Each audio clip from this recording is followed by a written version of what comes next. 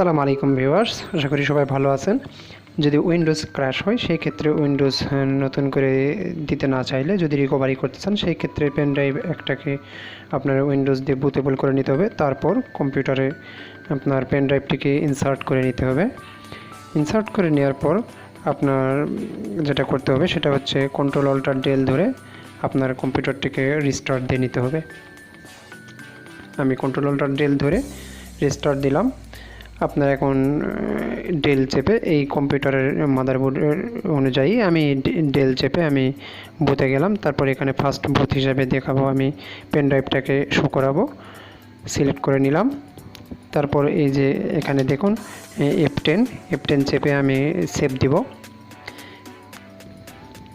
সেভে ক্লিক করে তারপর ইয়েস ক্লিক করব।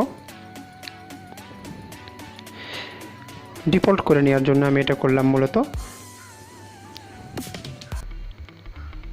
তো এখন উইন্ডোজ 64 বিট আমি সেটাকে রিকভারি করব, এই জন্য আমি সিলেক্ট করে নিলাম।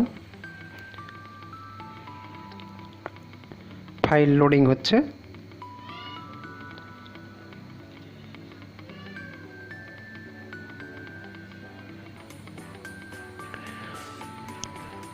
আচ্ছা, এখন আমি নেক্সট ক্লিক করব।